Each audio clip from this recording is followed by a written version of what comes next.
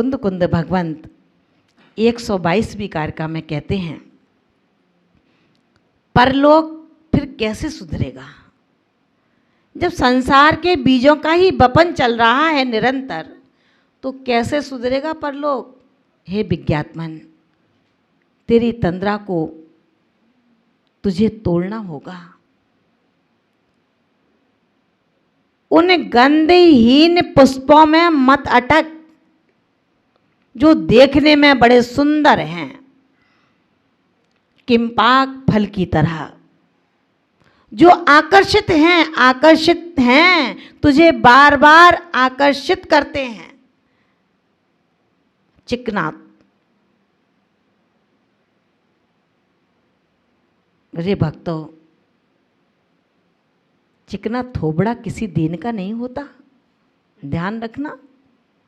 चिकना शरीर किसी मतलब का नहीं होता।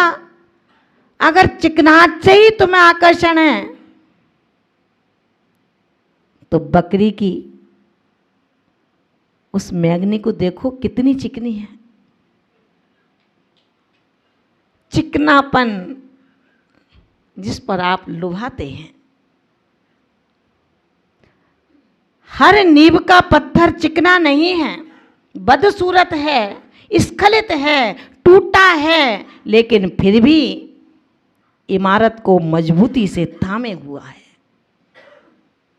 दोस्ती चिकनाहट से नहीं होती, दोस्ती रूप से नहीं होती, दोस्ती धन से नहीं होती, दोस्ती अगर कहीं होती है तो सिर्फ चरणों से नहीं होती। दोस्ती भारत के संविधान में, आध्यात्म के सरोवर में, आगम की धरातल पर सिर्फ योगों से होती है, समीचीन ज्ञान से होती है, सम्यक चर्चा से होती है, सम्यक चर्या से होती है। अपने भाग्य पर भरोसा रखो, अपने कर्तव्यों पर भरोसा रखो। यदि सच्चे कर्तव्य आप अपने मन से करते हैं तो एक नहीं हजारों लोग मिलेंगे तुम्हें 2 रोटी का दान देने वाले। और यदि अपनी चर्या पर, अपनी चर्चा पर तुम्हें श्रद्धा नहीं है तो हजारों लोग जो तुमसे जुड़े हैं वो तुमसे छिटक जाएंगे, दूर दूर हो जाएंगे। सम्यक चर्चा में रहें, सम्यक चर्चा में रहें तो परलोक सुधरेगा। अन्यथा अगर बिना सम्यक दर्शन के हम जीते रहे तो परलोक रे साधक कैसे सुधरेगा। 122वीं कारिका में आचार्य भगवान कहते हैं, खाई पूयालाहम सक्कारायम किमिच्छसे जोई, इच्छसि यदि परलोयम तेहिम किम तुझ पर लोयम। आचार्य भगवान कहते हैं, जोई, हे योगी, जय परलोयम इच्छसि, यदि परलोक की इच्छा करता है तो खाई पूया लाहम, ख्याति पूजा लाभ, सत्कारिम, सत्कार आदि को, किम इच्छसे, इसकी इच्छा क्यों, किम क्या, तेहिम उनसे, तुझम तुझे, परलोयम परलोक, अच्छा परलोक मिल सकेगा। जो ख्याति लाभ पूजा दिचाह, धर करत विविध विधि देह दाह। ख्याति, नाम, पूजा, यश, प्रतिष्ठा, लोग मेरे पीछे घूमते रहें, अच्छा खाने को दें। अगर अध्ययन का यही उद्देश्य है तो हे साधक, तू पर के अध्ययन को छोड़ दे।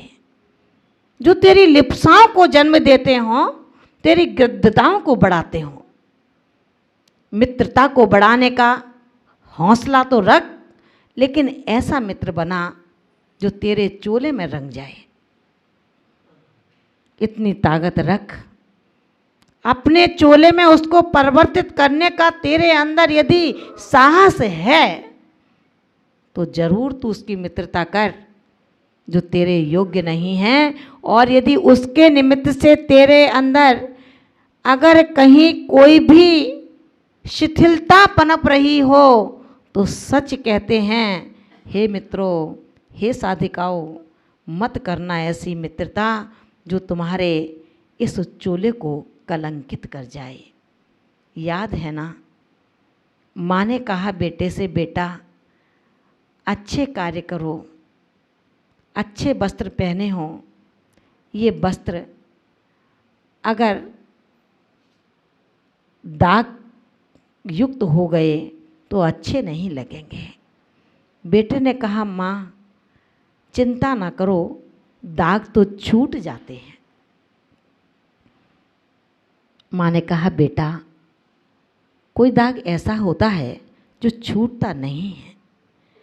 बेटे ने कहा, माँ आज तो ऐसे ऐसे केमिकल आने लगे कि सारे दाग छूट जाते हैं। उन्होंने कहा कि ठीक है बेटा, आज बाजार जाकर 100 किलो को ले आना, 100 किलो को लेकर के आना। 100 किलो को लेकर के आता है बेटा। माँ कहती है, बेटा इन 100 किलो को इस सामने दीवार पर गाड़ दे।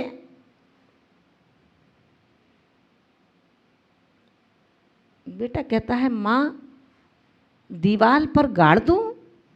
हाँ बेटा गाड़ दे। माँ दीवार बेकार हो जाएगी। नहीं बेटा, केमिकल आते हैं, उनसे साफ हो जाएगी। बेटे ने 100 किलो उस दीवार पर गाड़ दी। ध्यान रखना, 100 किलो उसने उस दीवार पर गाड़ दी। अब माँ ने कहा कि बेटा अब हर एक कील को बाहर निकाल ले।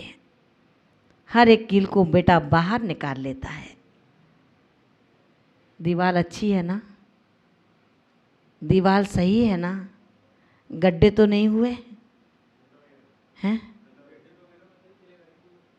ध्यान रखना, दीवार पर गड़ी कीलों के गड्ढे अब किसी केमिकल से भरने के लिए आपको उसका पुरुषार्थ करना होगा। लेकिन तुम्हारे इस मोक्ष मार्ग रूपी दीवार पर, राह पर यदि किसी राग द्वेष रूपी कीलों के गड्ढे पड़ जाते हैं, उसको पाटने के लिए तुमको भी समता का, सहिष्णुता का, समन्वयता का, संगठन का, एकता का केमिकल लेना पड़ेगा। जब हम अपने मित्र के साथ ही समन्वयता नहीं रख पाते, वैसे तो बहुत समन्वयता है, जब तक हमारा सिर अनुकूलता में झुकता रहता है, तब तक तुमसे बढ़कर कोई दूसरा है ही नहीं। मेरी जिंदगी में केवल तुम ही आए हो, मेरे दिल में सिर्फ तुम ही समाये हो। कब? जब तक सिर, समझ रहे हैं ना आप? और जब सिर नेगेटिव हो जाता है, नकारात्मक होता है, तो तुमसे बड़ा दुश्मन कोई है ही नहीं मेरा। कल तक जो मेरी जिंदगी में आया था, मेरे जेहन में समाया था, वो आज दुश्मन बन जाता है। क्यों? क्योंकि प्रतिकार कर दिया। अच्छे कार्यों का प्रतिकार कभी अच्छा व्यक्ति नहीं करता, और बुरे कार्यों को संभाल करके कोई अच्छा व्यक्ति कभी नहीं रखता। जहाँ गलती होती है, गलत कार्य होता है, वहाँ गलत ही बताया जाता है। ये सोच अपना है कि आप उसको गलती ना माने और मित्र को शत्रुता के रूप में देखने लगे। कर्म आपके अपने हैं, उनको आपने बोया है। उनको बोने के बाद अब आप कहो कि लोग मुझसे बात ही नहीं करते, लोग मुझसे पूछते ही नहीं हैं। आचार्य भगवंत कहते हैं तू परलोक सुधारने की इच्छा करता, अगर तेरी इच्छा थी परलोक सुधर जाए तो इस लोक को भी तो सुधारना पड़ेगा। भाई किसी पार्टी में जाना है, किसी शादी में जाना है, कहीं जाना है तो घर से सज धज के निकलोगे या रास्ते में सजोगे? तो सजो ना, फिर कौन मना करता है? अभी घर में बैठे हो, सजो, करो श्रृंगार। पंचम काल की भूमि का श्रृंगार चौथे काल में जाकर के उस आईने में झलकेगा, जिस आईने को आप अभी पहचान नहीं पा रहे, केवल दर्पण को आईना मानते हो, उसके सामने खड़े हो जाते हो। जब केवल दर्शन का आईना मुझे प्राप्त होगा, समव शरण में जब भामंडल मुझे दिखाई देगा, उसमें सात सात भवों का दिग्दर्शन होगा। हे साधक, जिस प्रकार क्षितिज में शोभायमान चंद्रमा इस इच्छा से उदित नहीं होता कि मैं समग्र समुद्र को लहरों से भर दूंगा, वरन स्वभाव ही ऐसा होता है जब चंद्रमा का उदय होता है, उसके उदय को देख करके समुद्र में लहरें स्वयमेव उठने लगती हैं।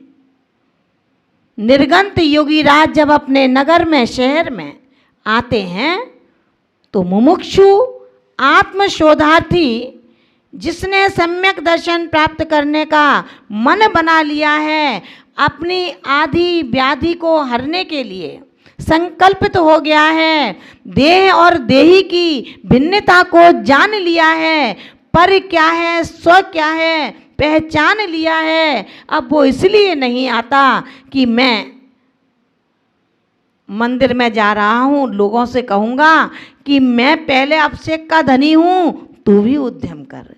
आपके भामंडल को देखकर, आभा मंडल को देखकर, समर्पण को देखकर यदि सच्चा समर्पण होगा तो चार मित्र और आपसे जुड़ जाएंगे।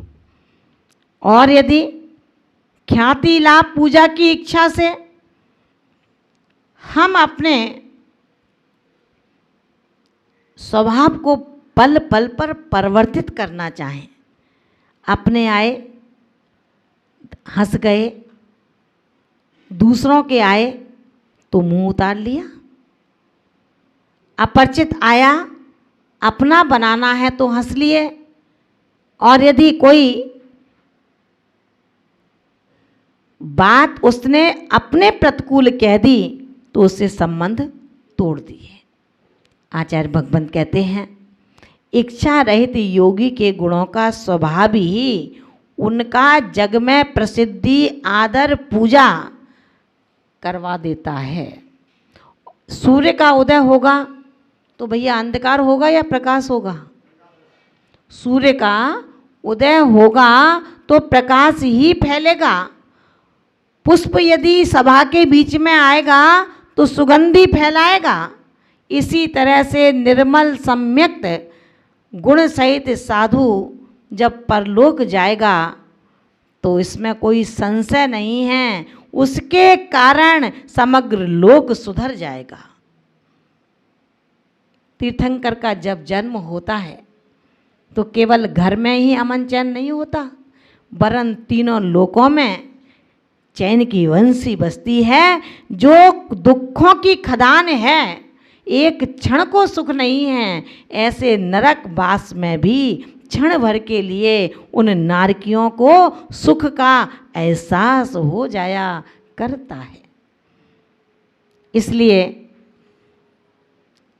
हे साधकों, संसार सुधारने के प्रपंच में ना पड़ें, परलोक सुधार के प्रपंच में ना पड़ें।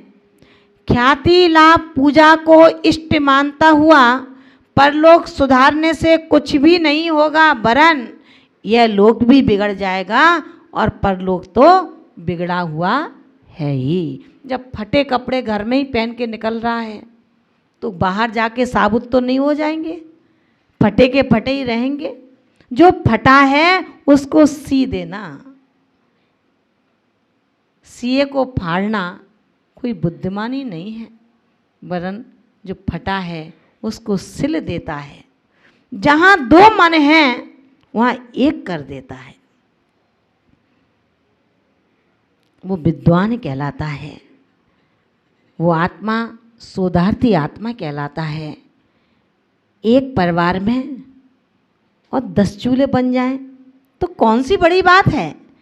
परिवार वो अच्छा नहीं है, लेकिन एक परिवार में 2 रोटी को 4 भाई बांट करके खा लें, उसमें बहुत कुछ अच्छा है। हमारा परिवार सुखी रहे, समृद्ध रहे, चैतन्यशाली रहे, धर्म का अवर्णवाद इस परिवार से कभी ना हो, पुरुषार्थ ये करना है। पुरुषार्थ ये नहीं करना इस परिवार को छिन्न भिन्न करना है। बुद्धिमत्ता माला में मोती जो पिरोए गए हैं, जब तक माला एक है तब तक, जब तक मोती उस सूत में हैं तब तक वो माला है। अगर दाने बिखर गए तब वो माला नहीं है। वो संघ हो, परिवार हो, समाज हो, कुछ भी हो, जब तक एक सूत्र में बंधा है तब तक वो अच्छा समाज है। एक सूत्र में बंधा है, अच्छा परिवार है। एक श्रद्धा में बंधा है, अच्छा संघ है। जब अपने श्रद्धा से, स्नेह के सूत्र से वो टूट जाता है तो वो ना समाज रहता है, ना परिवार रहता है, ना संघ रहता है। इसलिए कहा है हमेशा अपने बोधि से, बोध से बोधि की ओर बढ़ो। बोधि की ओर बढ़ने से पहले बोध को जगा लो, क्योंकि रेत के पेलने से कभी तेल नहीं निकलता है, जल के मथने से कभी मक्खन नहीं निकलता है, और ख्याति पूजा की भावना से कभी भी परलोक नहीं सुधरता है। इसलिए हे योगी, हे साधकों, अपने आत्मा के पुरुषार्थ को हम समझें, जागृति का अनुभवन करें, जगाएं अपने बोध को, प्राप्ति करें बुद्धि की। क्योंकि सम्यक दर्शन, सम्यक ज्ञान, सम्यक चारित्र की एक रूपता ही मोक्ष महल को हमें प्रदान करने वाली है। न सम्यक ज्ञान मोक्ष दे सकता है, न सम्यक दर्शन मोक्ष दे सकता है, न अकेला सम्यक चारित्र मोक्ष दे सकता है। जब तक तीनों एक नहीं होंगे तब तक मोक्ष की सिद्धि कभी भी संभव नहीं है।